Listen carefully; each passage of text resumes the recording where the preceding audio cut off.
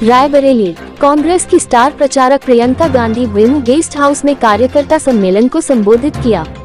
प्रियंका ने कार्यकर्ताओं से बूथ स्तर पर मेहनत करने की अपील की। प्रियंका गांधी ने कार्यकर्ताओं को संबोधित करते हुए कहा कि एक तरफ सत्य है, सच्चाई है, तो दूसरी तरफ हमेशा किसी न किसी तरह का आतंक और एक ऐसी राजनीति जो जनता को सर्वोपरि नहीं रखी है। ऐसे में हमेशा आप खड़े हुए हैं, आपने जिताया है सच्चाई को, सत्य को। कार्यकर्ता मीटिंग से बाहर निकले राज्यसभा सांसद प्रमोद तिवारी ने कहा, यहाँ की जनता की भुजाएं फड़क रही थी। इस बार राहुल गांधी के रूप में उन्हें इस परिवार का सदस्य मिला। सभी ने एक ही संकल्प लिया कि इस बार राहुल गांधी को 5 लाख के ऊपर वोटों से जीत दिलाएंगे। सभी कार्यकर्ता इसके लिए कृत संकल्पित है। आपको गहराई से समझना पड़ेगा कि ये क्षेत्र क्या है और इसका इस देश में महत्व क्या है, इस देश के इतिहास में महत्व क्या है। किशोरी जी ने जिक्र किया किसान आंदोलन का। कौन सा किसान आंदोलन? जो मोतीलाल नेहरू जी और जवाहरलाल नेहरू जी के समय था, ब्रिटिश साम्राज्य के समय। पहली बार जब मोतीलाल नेहरू जी और जवाहरलाल नेहरू जी गिरफ्तार हुए तो यहीं रायबरेली में। जब वो किसानों के आंदोलन में शामिल हुए तो ब्रिटिश साम्राज्य ने उनको गिरफ्तार किया। तब से लेकर आज तक जितनी भी लड़ाई हुई है चुनाव के समय रायबरेली में, वो हमेशा एक तरफ लोकतंत्र, एक तरफ सत्य, एक तरफ सच्चाई और दूसरी तरफ हमेशा किसी न किसी तरह का आतंक और एक ऐसी राजनीति जो जनता को सर्वोपरि नहीं रखती थी। और हमेशा इस लड़ाई में आप खड़े हुए हैं लोकतंत्र के लिए। आपने जिताया है सच्चाई को, सत्य को, और लोकतंत्र के जो मूल हैं, जो असूल हैं, उन्हीं को आपने जिताया है। कभी कभी आपको लगा कि आप नाराज हुए शायद, तब भी आपने सही रास्ता दिखाया। इंदिरा जी जब हारी रायबरेली से तो नाराज नहीं हुई आपसे।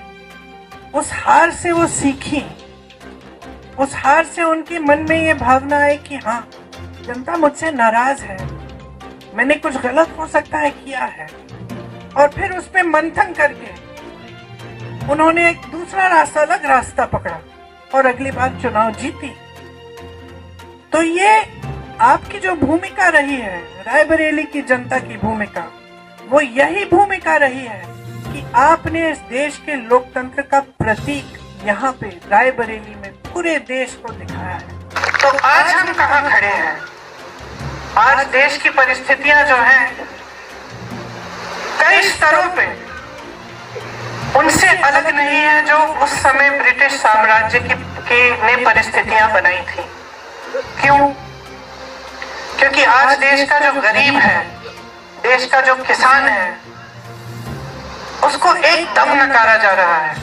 जितनी भी नीतियां 10 सालों में नरेंद्र मोदी जी की सरकार में बन रही हैं, वो किसी गरीब के बारे में सोचते हुए या उसकी समस्याओं को सुलझाने के लिए नहीं बन रही हैं। वो बड़े बड़े खरबपतियों के लिए बन रही हैं। और आज ये सच्चाई है कि देश का किसान पिस रहा है, मेहनत करता है, पसीना बहाता है, धरती को सींचता है अपने पसीने से, लेकिन उसकी मेहनत की कमाई उसके लिए पूरी नहीं हो रही है। आज आप जॉब करते हैं या कहीं पे आपकी नौकरी मजदूरी लग जाती है किसी गरीब की, तो जितना भी कोशिश करे, जितनी भी मेहनत करे, काफी कमा नहीं पा रहा है कि उसका जीवन सुविधापूर्ण और अच्छी तरह से बीते। चाहे बच्चों की शिक्षा हो, चाहे आगे जाके रोजगार ढूंढना हो, कुछ भी हो, आगे बड़ी बड़ी समस्याएं हैं और सब इन समस्याओं का सामना कर रहे हैं, लेकिन सरकार का कोई समर्थन नहीं आ रहा है। सरकार की नीति यह है कि लोग 5 किलो का राशन ले लो और हम आपको बड़े बड़े इवेंट दिखाएंगे, हम आपको बताएंगे कि सब अर्थव्यवस्था कितनी मजबूत हो रही है, ये आपको बताएंगे। आपके जीवन में ये सच्चाई नहीं दिख रही है।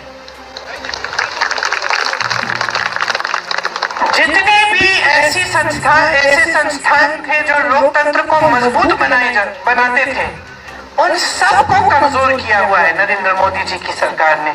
चाहे आप मीडिया खोलें, चाहे आप कोर्ट्स को लें, न्यायपालिकाओं को लें, सबको पूरी कोशिश रही है कि इनको कमजोर किया जाए। चाहे आप संसद को लें, ये पूरी कोशिश रही है कि संसद की मजबूती भी कम की जाए, क्योंकि इनकी ये नीति है और इनकी ये इच्छा है कि जनता के जो अधिकार हैं वो कमजोर रहे और इनकी जो सत्ता है वो बढ़ते जाए।